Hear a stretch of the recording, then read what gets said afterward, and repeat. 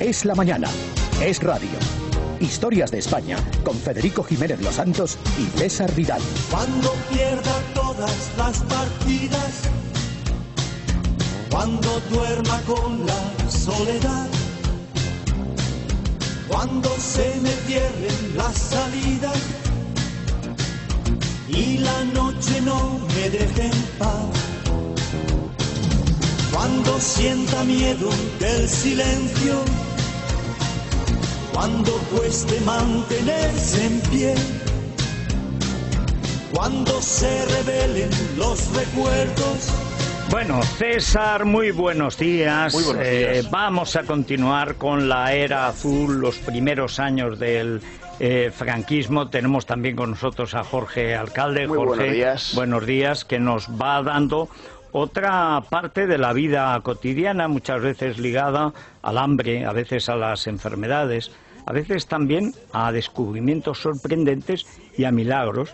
Porque hay que reconocer que la tortilla francesa de huevo sin huevo no deja de ser un avance sorprendente. Y además un milagro tecnológico. El transporte en aquella época, que era pues harto complicado, harto difícil, con pues inventos tan maravillosos como el trolebús o el gasógeno u otro tipo de ingenios que los hombres de aquella época tuvieron que pergeñar para poder moverse por las carreteras o por las vías que la verdad que estaban un poco deterioradas. Solamente por la indigencia intelectual y la falta de respeto a la historia de España y de conocimiento. Pero me choca que los ecologistas no hayan descubierto el gasógeno. Pues es que lo han descubierto. Ahora lo llaman biodiesel, por ejemplo, o gasolina ecológica, pero el funcionamiento, como salvando las distancias, básicamente es el mismo que el del gasógeno, que luego vamos a conocer mejor. ¡Qué barbaridad! O sea que está redescubierto el gasógeno. Pero, hombre, con sus virtudes y con muchísimos defectos que evidentemente lo llevaron a ser una herramienta tecnológica inviable, pero todavía veremos algún coche nuestros abuelos, ecológico con lo que nos costó dejar el gasógeno y la cartilla de racionamiento, y esto nos harían comunistas con cartilla de racionamiento y además con gasógeno. Ahora sería de lo más políticamente correcto. Y apagones de luz por si acaso nos echábamos a perder, y cortes de agua para no derrochar. Y a 30 por hora, como mucho. Más no, que si no ya empezamos a contaminar en exceso. Bueno, ya hubiera querido yo subir a mi pueblo desde Teruel a 30 por hora, 60 kilómetros, 3 horas. Empezaba a bramar el coche correo, Isabel. Mira, tenía sus ventajas, y es que claro, en ese viaje se creaban amores absolutamente indestructibles, porque en 3 horas... O se rompían también, ¿no? También Eso todavía mejoraba. Además, si mal no más. recuerdo, es una carretera con alguna que otra curva. Todas. Mi padre y mi madre se conocieron así. ¿Así? ¿En esa ruta? Claro. Claro. Estaban los maquis, entonces llegaba la maestrita nueva al pueblo y temían que llegara a Teruel y cuando viera que yo saliera zumbando. Entonces mi padre bajó con un grupo de gente, que era el alcalde, y con los fusiles del Somatén escoltó, pero colgados de la puerta, a la maestrita, para que no se le ocurriera ni atacar a la maestra, los maquis, ni a la maestra huir. Y también la protegió, que aquí estoy yo. Es una historia bonita de amor. Muy bonita. Sí, es bonita. ¿La puedes escribir? Bonita, sí. Bonita. Sobre todo por la cara que se le debió quedar a ella al ver aquí tanta arma y tanto un tío, hombre. Además ella que venía del lado republicano, por fin alguien del otro lado que la protegía con su vida. Oye, más de verdad, la víspera habían matado al primo hermano de mi padre, el tío Eustaquio, que era alcalde de Santa Eulalia del Campo. Y la subida terrible es desde Santa Eulalia hasta Orihuela del Termedal. O sea que la vida. Bueno, vamos a entrar, César, en otros capítulos que tienen parte de tragedia, algo de picaresca, cosas enigmáticas.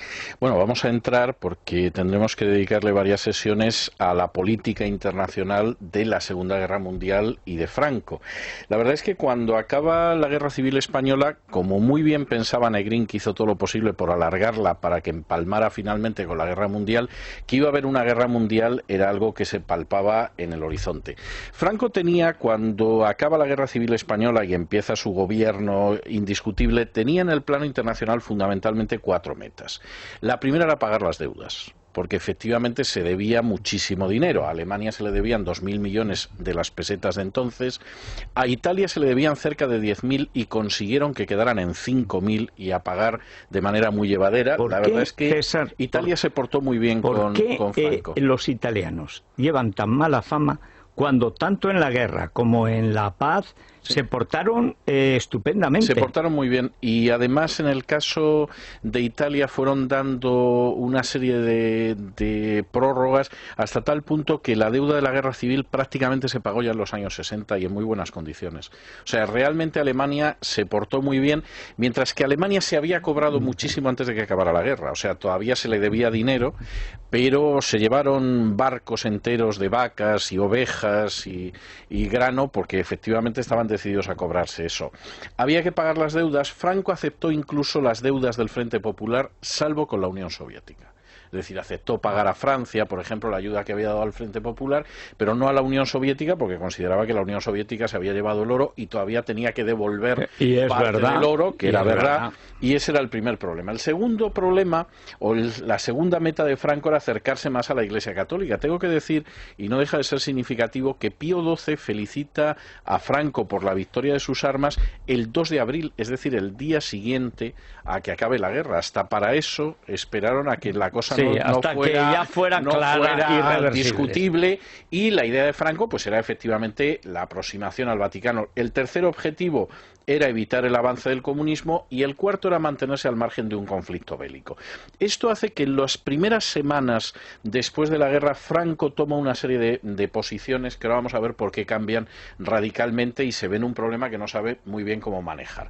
Por ejemplo, el 18 de marzo del 39, cuando todavía la guerra no ha terminado, pero es obvio en qué va a acabar, él ya firma un tratado de amistad con Portugal, que tenía una cláusula de no agresión que impedía que se pudiera utilizar el territorio de España para invadir Portugal o el de Portugal para invadir España, lo cual significaba conjurar un ataque de Gran Bretaña, que era, aparte del enemigo secular de España, el aliado secular de Portugal. En segundo lugar, el 7 de abril del 39, por cierto, Viernes Santo, que es bastante significativo, Franco publicó la adhesión al Pacto Anticomirten, en el que estaba Alemania, Italia y el Japón. Esto había sido secreto desde el año 36, pero bueno, Franco en esos momentos consideraba que efectivamente tenía que quedar muy claro que él tenía una posición opuesta a la expansión del comunismo en Europa, y la publicó. Y finalmente, el 8 de abril, en un gesto, yo diría que de acercamiento muy claro al eje, porque además fue el día siguiente a que Italia invadiera Albania, Franco renuncia al puesto que tenía España en la Sociedad de Naciones. Se mantuvo dentro del Tribunal Internacional de Justicia de La Haya, pero renunció a ese puesto. Es decir, la cercanía que tenía a Italia, sobre todo, era muy clara, a Alemania menos, pero también era evidente, e incluso hasta cierto punto el intento de cercanía con Gran Bretaña en la medida en la que podía ser un bastión frente al comunismo. Y entonces se produce algo que causó la sorpresa de propios y extraños, y que, en fin, yo creo que es uno de esos episodios deliciosos por lo dramático de la historia universal. Y es que, así como quien no quiere la cosa, los días 19 y 22 de agosto Hitler pacta con Stalin, lo cual provocó absolutamente la confusión de todo el mundo. Basta leer las memorias de los comunistas exiliados en la Unión Soviética para decir, esto no hay quien lo entienda, y además, ¿cómo lo explicamos? Es decir, aquí ¿qué pasa? Que de pronto Stalin llega a un acuerdo con Hitler que se supone que es la imagen del mal. Pero claro, al otro lado tampoco se entendía. Es decir, pero bueno, si Hitler pacta con Stalin, ¿qué va a ser de nosotros? Y de hecho es curioso porque esto sí se conserva una serie de comentarios que Franco hace en esos días a la gente cercana a él, diciendo, pero esto solo puede servir para bien de la Unión Soviética, es decir, esto le va a costar a Europa muchísimo, esto es un error de Hitler y esto lo único que va a suponer es que el comunismo se va a extender. Los pactos entre Hitler y Stalin, que tenían una parte de reparto de Europa central y oriental, hasta la época de Gorbachev no fueron conocidos en la Unión Soviética, es decir, lo único que se conocía era el protocolo de intercambio económico de materias primas por dinero, pero por ejemplo se desconocía que habían pactado el reparto de Finlandia, el reparto de Europa Central, el reparto de Polonia esencial, sobre todo Polonia, y claro, la entrega de las repúblicas bálticas a Stalin. Y efectivamente Stalin se llevaba bastante más en terreno contante y sonante que Hitler, pero Hitler tenía una enorme ventaja, que era evitar la guerra de Alemania en dos frentes. Podía lanzarse directamente contra Europa occidental. Eso hizo que ya en esos momentos Franco inmediatamente reaccionara intentando salir del embrollo, y el 4 de septiembre él promulga un decreto donde exige la neutralidad más estricta a todos los funcionarios españoles. De manera, yo diría que bastante inteligente, junto con la neutralidad más estricta, se permite a los dos beligerantes comerciar con España. Y no solamente se les permite comerciar con España, sino que Francia, por ejemplo, en un momento determinado, agradecería a España que durante esos meses pues comerció con ello. Y hubo episodios, en fin, hasta cierto punto cómicos, como era ver en el puerto de Cádiz o en los puertos de Canarias, costado con costado, las naves británicas, francesas y alemanas, que ante la neutralidad de España pues atracaban allí, iban a repostar y se encontraban en el mismo puerto. Calafateaban Exactamente, los cascos, y claro, era lo suyo, entre otras cosas porque Franco en ese momento es partidario de una política de absoluta neutralidad, ante el temor de que en medio de la vorágine y con un Hitler que parece que tenía veleidades indeseables, la cosa acabara mal.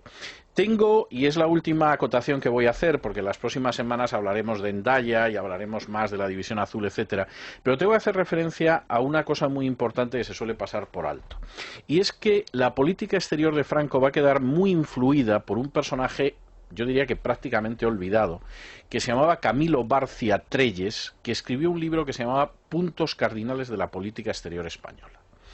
Ese libro traza casi con tiralíneas lo que va a ser la política exterior de Franco, no voy a decir en los años de la Segunda Guerra Mundial, no, hasta que se muere el 20 de noviembre del 75, porque fundamentalmente Barcia Trelles establece tres ejes de la política exterior. El primero es la amistad con Hispanoamérica y los países árabes, es decir, la tradicional amistad con el pueblo árabe de la que hablaba tanto el régimen de Franco. Eso aparece en Barcia Trelles, es decir, nosotros tenemos unos países con los que tenemos que llevarnos bien, que son los hispanoamericanos, que hablan nuestra lengua, es nuestra cultura, y los árabes. Se supone que porque pasaron en algún momento por aquí y tuvimos una relación no teniendo en cuenta grata, que además lo mejor del ejército español de ambos bandos era el Estado Mayor de la Guerra de África, sí, sí, que todos eran africanistas, prácticamente todos los brillantes, y el que más, Franco, que es nada menos que el creador de verdad, si no el fundador, el creador de la Legión. Sí, de la que por cierto ya hablaré en el editorial, porque hoy hace 90 años que la Legión recibió su primera recluta. Por cierto, hoy por fin Nova Chacón. Sí, me he enterado. Me parece bien porque ha ido liquidando. No, las a mí yo Legión. pensé que a lo mejor le hubiera pasado como a los sindicalistas cuando se presentaron en la manifestación de la Guardia Civil, que estuvieron a punto de ser detenidos por la Benemérita. Sí, yo hablé de eso el viernes, que era una eventualidad que no podía descartarse. Yo creo que hasta el carnero de la Legión es posible que hubiera embestido contra Karma Chacón, y me parece una muestra de prudencia no aparecer. Pero volviendo a esto, el primero efectivamente es Hispanoamérica y los países árabes. El segundo, que es muy interesante, es que había que marcar distancias con el Tercer Reich. Es decir, el Tercer Reich no era un aliado del todo fiable, no había que llevarse mal con él, pero no había que estar muy cerca. Y el tercero es enormemente importante. Hay que buscar la ayuda de los Estados Unidos. Y la razón que se daba es, primero, los Estados Unidos son una potencia, presumiblemente van a ser una potencia más importante en el futuro, pero sobre todo tenemos razones económicas, y es que si estamos cerca de Estados Unidos económicamente, nos podremos liberar de la dependencia de Francia y Gran Bretaña, que ha sido nefasta durante el último siglo y medio. Bueno, pues esa obra de Camilo Barcia Trelles, insisto, desconocidísima, ciertamente es la política que Franco va a mantener durante prácticamente 4 décadas. Hay que decir que es a la que vuelve en los mejores momentos, el mejor Aznar. La buena relación muy buena con medida. Estados Unidos, Sí. lo cual supone, por la especial relación, también una buena relación, aunque no igual, con Gran Bretaña, Claro. y con Europa, muy amigos, pero no liados. Es decir, aquí los únicos que no nos van a pedir nada, y es el primo de Zumosol, son los Estados americanos, Unidos, sí. que es en el fondo volver a eso, que era, dice, bueno, si pactan Hitler y Stalin, es evidente que solo quedan los americanos. No cabe duda. Y, si me permites unos segundos, el libro que voy a recomendar, que es un libro lamentablemente descatalogado. Yo recomendaré en las próximas semanas algún libro más sobre la División Azul, porque creo que, primero, la División Azul ha creado toda una bibliografía que va desde la poesía, los guiones cinematográficos, pasando por la novela, los estudios, las biografías, etcétera. Algunos libros muy notables, además. Pero, si yo tuviera que escoger un libro que creo que recoge el espíritu de la División Azul y lo que fue la División Azul, sería División 250 de Tomás Salvador, que prácticamente te diría que todos los especialistas en la División Azul dicen que es el libro de la División Azul. Es verdad que es una novela, tengo que decir que extraordinariamente bien documentada, porque el propio Tomás Salvador fue voluntario en la División Azul, y es una novela que recoge magníficamente lo que fue esa División 250 de la Wehrmacht, la famosa División Azul, de una forma impresionista. No tiene un argumento que vaya de principio a fin, sino una serie de viñetas desde que se alistan hasta que regresan los últimos, que ya será la Legión Azul, no la División Azul, pero a mi juicio también es el mejor libro sobre la División Azul, que por supuesto no se puede encontrar, pero que en Iberlibro o en una librería de viejo es relativamente fácil de encontrar. Bueno, pues hay que decir que esta División 250 de Tomás Salvador está en iberlibro.com. Sí. Hay diversas ediciones y Sí. se puede Sí, perfectamente. conseguir. La que más se encuentra es la de Reno, que era una edición, O sea, es la la que primera yo vez que yo la vi, leí, con sí. 50, costaba 50 pesetas entonces, y la del Círculo de Lectores, que está muy bien. Son las dos relativamente fáciles de encontrar. La de Reno, más barata, tiene Sí. el encanto de las páginas amarillas, que se caen. Sí. En cambio, La del Círculo de Lectores está muy bien, en pasta dura, bien está muy bien, editada está y muy bien. aguanta. Sí, sí, sí. Bueno, Hacemos una parada, tomamos adipesina, la Sí. primera de la mañana antes de desayunar. Hay gente que a estas horas está desayunando, Federico, o redesayunando, pues ya saben lo que tienen que horas, hacer. Dios mío. Bueno, para antes del café, la tostada que salen a tomar muchos españoles a esta hora del almuerzo, recuerden esa adipesina, luego otra antes de comer, y van a conseguir el qué, pues que en unas semanas la grasa blanca de la zona abdominal, es decir, la tripa, la barriguita, se vaya reduciendo poco a poco. Es de Fitobit, es absolutamente natural y encima se vende en las farmacias y para farmacias luego a la vuelta de la esquina. Muy bien. Vamos a hacer una pausa. Vamos a volver con una canción muy de la época, porque aunque a la División Azul le dediquemos el tiempo que César quiera, pero es una cosa muy romántica. Es que la guerra, con todo lo que supuso de romances, de rupturas, de pérdidas, del ser amado, historias de amor de una noche que acababan al día siguiente en una trinchera, en fin, la guerra. Pues claro, la gente estaba muy sensible.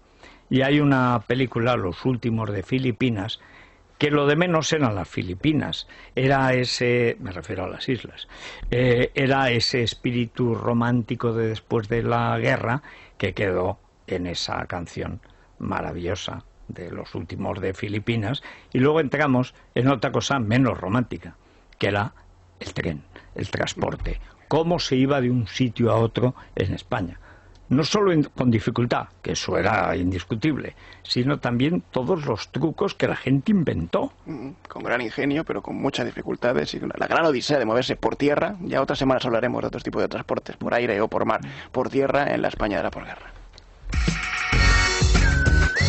Es radio. Es radio. Es la mañana. Yo te diré porque mi canción se siente sin cesar. Me faltan tus risas, me faltan tus besos, me falta tu desverdad. Yo te diré, porque en mi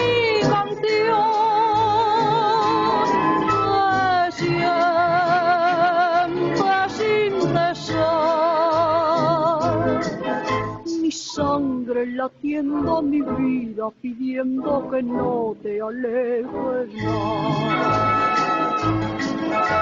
Cada vez el viento pasa y se lleva una flor. Pienso que nunca volverás, mi amor. No me abandones nunca al anochecer,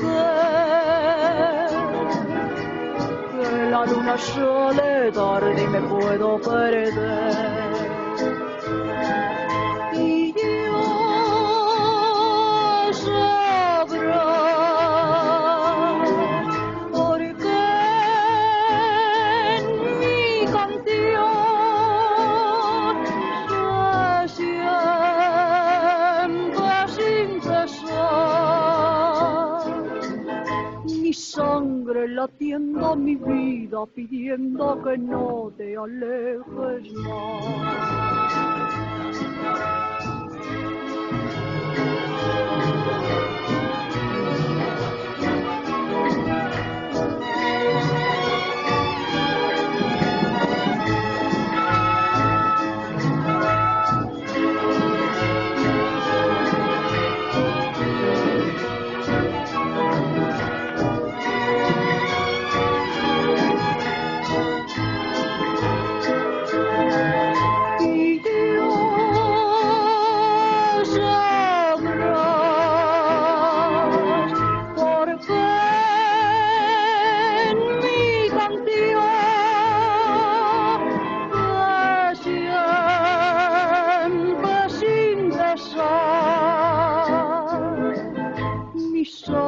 Latiendo mi vida, pidiendo que no te alejes más.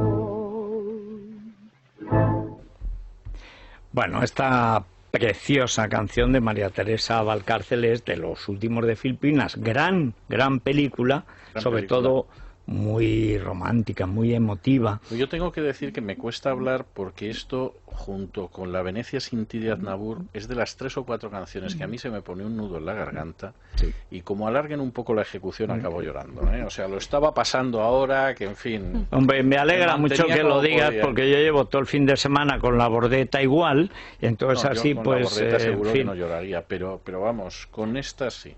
No, yo con las canciones de La Bordeta tampoco. Pero las fotos, las fotos. Sí. Bueno, mira, Carmen Carbonell, que en fin. Debo decir que José Luis García quiere hacer una versión moderna de Los últimos de Filipinas. Por supuesto, como el cine español está tan dispuesto a apoyar las cosas que tratan de España, pues no hay manera de encontrar financiación. Si se llamara Se te bajan los pantalones, Jordi, por supuesto... No, Jordi nos baja los pantalones. A lo bueno, mejor también. Esa yo creo que tendría más No, esa sería realista. No, un documental no, más que una película. Bueno, vamos a hablar del transporte. Vamos a viajar un poco, porque efectivamente en 1940 la situación era complicada para moverse por España. Ya lo era antes de la guerra. Pues ni los ferrocarriles eran de lo más lustroso que había en Europa. No había un parque de automóviles muy grande. En 1939 había 132.000 coches en toda España, 16.000 de ellos en la capital, en Madrid. Eran coches pues que no estaban a la vanguardia de la tecnología automovilística, la mayoría de ellos. Y si estaban era peor, porque en las carreteras que había se deslomaban, vamos. Pero sí se empieza a apuntar un nuevo orden en el mundo del transporte, sobre todo desde 1941, cuando se firma la Ley de Bases de Ordenación Ferroviaria y de los Transportes, que no es otra cosa que el nacimiento de la Renfe, de la Red Nacional de Ferrocarriles, que une pues las 4 o 5 compañías privadas que había antes de la guerra, que suministraban el transporte por ferrocarril, las famosas, pues la Compañía de Caminos de Hierro del Norte, por ejemplo, se une con la Compañía Nacional de Ferrocarriles del Oeste, o con los ferrocarriles andaluces, que no eran más que pequeños intentos de unir localidades dispersas por vías de diferentes anchos. Uno de los grandes problemas que ha tenido el ferrocarril en España ha sido precisamente los diferentes anchos de vía que hemos tenido, de la vía muy estrecha de los ferrocarriles locales al ancho ibérico, que es el que pues rige a partir de 1941 italiano como estándar para y todos nuestros trenes. Y que es distinto del francés. Que es distinto del Siempre francés. se decía que era para impedir cualquier invasión. Como si Napoleón hubiera necesitado trenes para invadir, pero bueno. O los ferrocarriles eléctricos pequeñitos, de ancho muy pequeño de vía, que todavía hay algunas vías de estas, se han conservado ahora ya con fines turísticos, las famosas vías verdes o rutas verdes que utilizan los montañeros, los amantes de la naturaleza, para ir andando por lo que fueron antaño, antes del 36, vías de ferrocarril eléctrico, y que curiosamente unían pueblos que hoy en día están más aislados que entonces. En Ojos Negros, al lado de mi pueblo, que es una de las minas más antiguas, ya los romanos la heredan de los nativos, probablemente lo habían conocido los fenicios, tenían un ferrocarril de vía estrecha que llevaba hasta Sagunto, hasta los Altos Hornos, iba directamente tal. Ahora creo que sí, que hacen un senderismo. Sí. Hombre, desde Ojos Negros a Sagunto todavía, pero ponte a subir de Sagunto a Ojos Negros y tal. Pero muchos sitios, bueno, Teruel tenía tren, y ahora no. Sí, hay era pobre, pueblos de la llamaban de Madrid, el Chispa, sí. Probablemente porque esa era su capacidad de combustión. Y había una sección en el periódico de Teruel, ahora se llama Diario de Teruel, pero entonces se llamaba Lucha, que me parece mucho más adecuado para el mérito que tenía sacar un periódico que tenía una hoja doble y otra cortada en medio.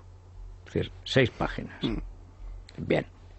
La sección clave era en el Chispa, que va y viene. Y ahí en el Chispa se contaban las noticias del que venía del pueblo, del que había ido a ver a la boda de una sobrina suya y tal, otro que venía de América, donde había conseguido, pues no sé, hacer dinero en Oklahoma y iba a abrir una carnicería en Santa Eulalia del Campo, en fin, la vida cotidiana, en el Chispa que va y viene, ni Chispa, ni Lucha, nada, ni el ferrocarril de Ojos Negros, una calamidad. Todo eso no es... Pues precisamente que quería hablar precisamente de eso, de que al final los ferrocarriles se habían convertido en una fuente de noticias, más que una fuente de transporte. O sea, transportarse, llevar de un sitio para otro personas y ganado y mercancías en ferrocarril no era tan habitual como contar noticias sobre los trenes, sobre accidentes terribles, como el de Torre del Bierzo, que es la catástrofe ferroviaria más grande que ha sucedido en la historia española en 1944, noticias menos tremendas, o noticias de incautaciones de la policía, pues del extraperlo, porque los extraperlistas utilizaban los trenes como principal estrategia de comunicación. Como oficina, podríamos decir. Oficina. Lo de los ladrones van a la oficina. Bueno, pues los ladrones iban a la Renfe. Y esa era la gran fuente de noticias de una época en la que se empezaba ya a instalar esa red que tenía unos 12.000 kilómetros todavía de vías, muy poquitos, hoy tenemos muchísimo más, evidentemente, en Déjame España. añadir una cosa que, claro, es que como lo he vivido, pues no dejo de interrumpir. Pero una de las cosas que hacían funcionar los trenes era la transhumancia, que experimentó después de la guerra un auge tremendo. Yo recuerdo pues toda la parte de mi pueblo, del Albarracín, los Montes Universales, en parte en tren y en parte por las veredas de toda la vida, de la Mesta, desde la Edad Media, pues llevaban los ganados, las ovejas, los toros, etcétera, a las zonas altas de Soria, de Teruel, etcétera, y luego los vendían para carne una vez, en fin, ya bien alimentados. Y la lana, por otro lado, normalmente en Barcelona, en Madrid o en Valencia. Pero venían en trenes especiales que como serían. Sí, pero ahí estaban y aquello tuvo su momento, porque claro, para subir de Jaén o de Ciudad Real hasta Teruel o hasta Soria necesitabas tirar de tren.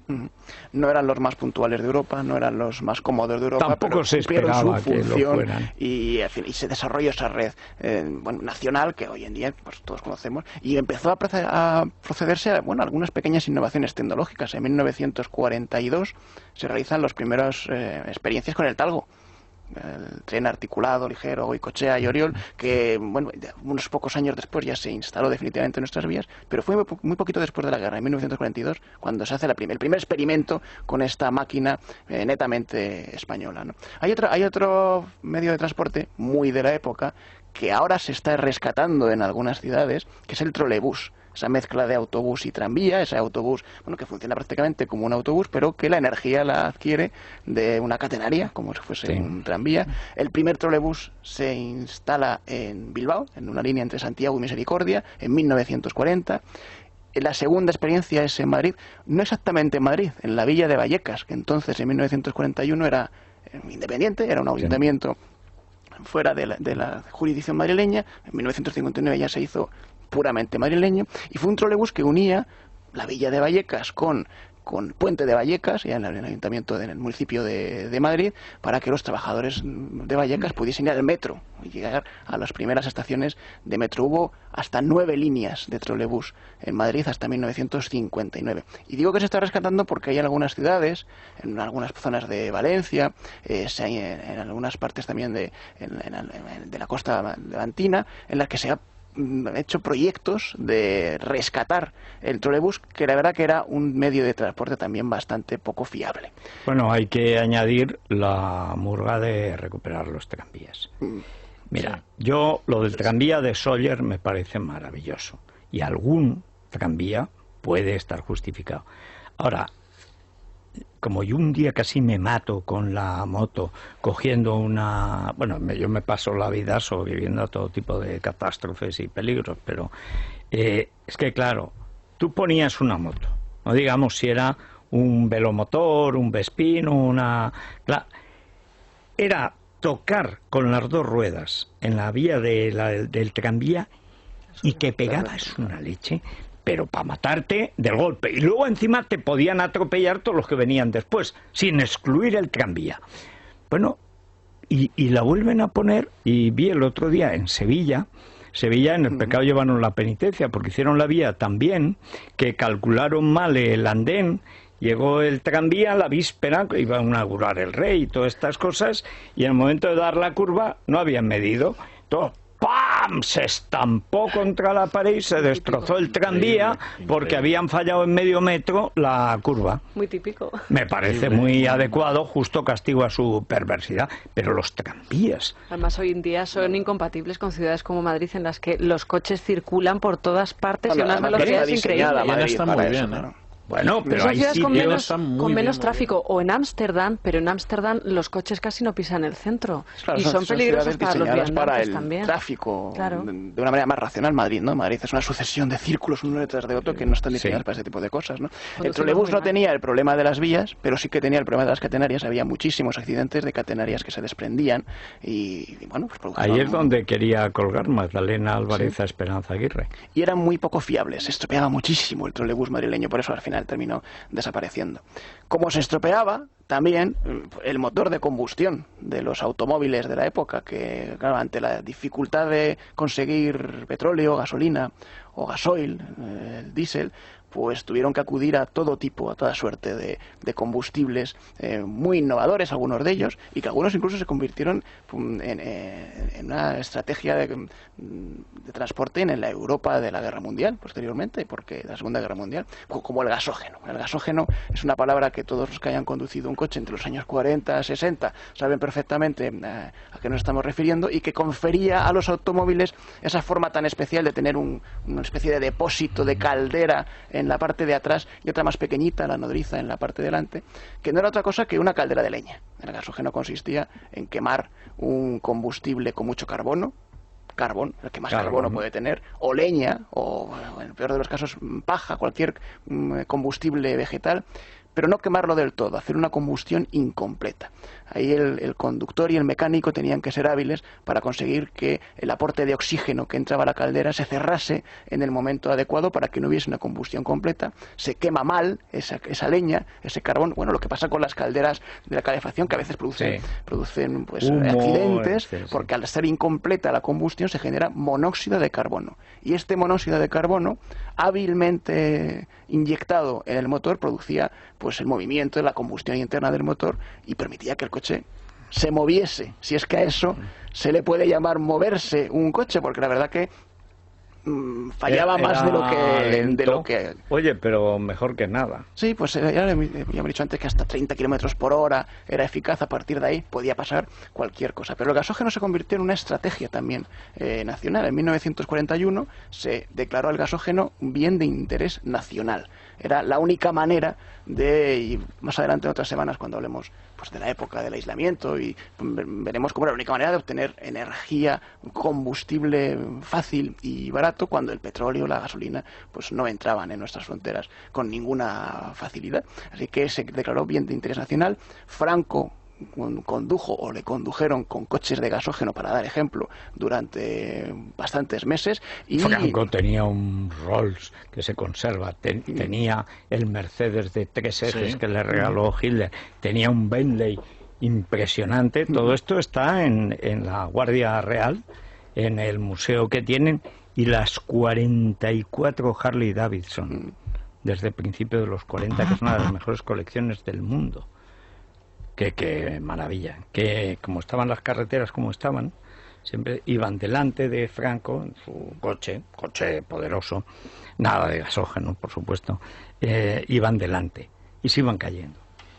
Se iban como en las películas de Indiana Jones, que se van cayendo los alemanes, pues los de la Guardia de Franco se iban cayendo. No se caían los que iban a caballo.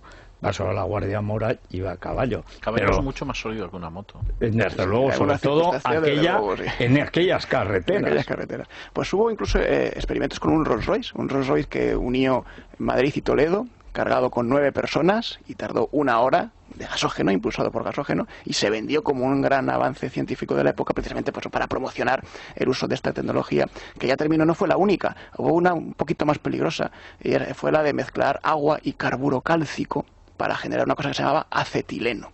El acetileno es un producto precisamente de esta mezcla de agua normal, agua de lluvia podría ser, que con el carburo cálcico producía este gas muy volátil que generaba unos accidentes tremendos. Había motores de acetileno que explotaban nada más arrancar. Esa técnica afortunadamente se desechó, pero formaba parte de esos ingenios populares para hacer que los coches anduvieran, como por ejemplo el famoso autoaledo, que es una especie de mezcla de coche de motor y pedales. Hoy sería un híbrido, también sería muy políticamente correcto hoy en día, sería un coche ecológico. Sería ecocoche. Que su máxima velocidad era 30 km por hora, este ya no pasaba de 30 km por hora como el de gasógeno, ni siquiera mal, no pasaba de ahí, pero bueno, que también circularon algunos por las carreteras españolas de la época hasta nada 1950, comparable con los 24 que llegaron a caber en un 600. Sí.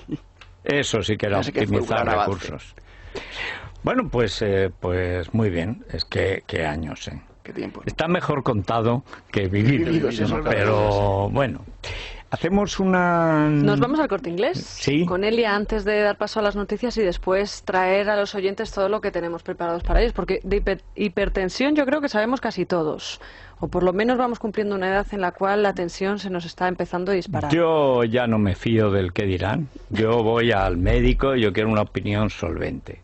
Pero, doctor de la Morena, primero, ¿qué es la hipertensión? Pues te lo va a contar dentro de unos minutos. Claro. Pero antes lo he dicho con Elia, que creo que el otoño se avecina en el Corte Inglés. Bueno, que ya están las tendencias. Con las nubes, efectivamente. Ya están las tendencias. Capturando nubes, ¿verdad? Tendencias años 50, 60 y 70 para todos los gustos. Sí, señor. Que sienta fenomenal esa moda a la mujer, por cierto. Hombre, es que mejor que lo de estos últimos años, que ha sido una cosa, el homenaje a Cantinflas, de estas mujeres imponentes, que porque la de cabeza no, pero la raza ha mejorado muchísimo. O el pantalón de campana, todo que el mundo muy es mal. Más guapo. Pero, amigo... Ahora viene una moda muy, muy bonita en el Corte Inglés. Claro, las mujeres eran mujeres y los hombres éramos... Pues, yo qué sé qué éramos. Pantalón de tiro alto, cintura estrecha, pantalón pitillo, es la moda este año, efectivamente, pero me voy al hogar, porque en otoño vamos a pasar mucho tiempo en el hogar, y tenemos un aspirador Siemens Air Clean de 149 euros que costaba antes, te lo llevas por 99 euros ahora. También una vitrocerámica de inducción AEG en acero inoxidable de 735 euros que costaba antes, ahora te la llevas por 499, más de 200 euros de ahorro. Y tenemos el horno pirolítico AEG, se limpia solo, fantástico. Pirolítico. Pirolítico, la pirólisis. Se limpia solo, esto está extraordinariamente bien. En acero inoxidable también. Antes costaba 720 euros y ahora te lo llevas por 569. Son algunas de, bueno, pues de los electrodomésticos que tenemos en la Semana Fantástica del Corte Inglés. Y aprovecho para decir que tenemos un lema en el supermercado del Corte Inglés, que es que lo bueno une. Tenemos la mejor calidad y al mejor precio. Y además, para los niños cuando van al supermercado, que no se aburran demasiado y que no den demasiada guerra, les regalamos unas tarjetas muy divertidas de Bob Esponja para que pasen la mañana o la tarde pues de manera amena y no molesten a los padres. La cadena con candado para instalarlos en el carro. Estas que creo que tendríamos serios problemas. Que no puedan bajo ningún concepto escaparse entre la piña y el aguacate. Porque viene además hay una cajita de metal para que las metan y en lo que entra la tarjeta y no sé qué, se divierten. Está todo pensado en el Corte Inglés. Bueno, para tenerles entretenidos. Incluso el año Jacobeo 2010, que seguimos también apostando ahí, con la cosa, mira el Bob Esponja, lo vas llevando al niño y pues como Florito mete a los toros ¿no? Pues eso. Sí. Pues eso, noticias, y hablamos de hipertensión y de muchas más cosas. También va a venir Ileana para hablarnos de academias de inglés y vamos a hacer una receta. Además, hoy una de mis favoritas, cazón en adobo. Bueno, qué rico. Bueno, pero tú no decías que ibas a hacer régimen. ¿Tú crees que con el cazón en adobo se puede hacer régimen? Eso no engorda. No. No, porque solo tiene cazón y adobo y ya está. Y un poquito de harina, pan, es verdad. Y no hay que acompañarlo con demasiados hidratos. Claro, dos. Es que si fuera, por ejemplo, zanahoria, lechuga, endivia y tomate engordaría porque son 4. No, el cazón no engorda, la que engorda es Isabel. Sí, eso. No, Isabel no engorda. Bueno, Isabel es... Todo se andará. Noticias. Es Radio.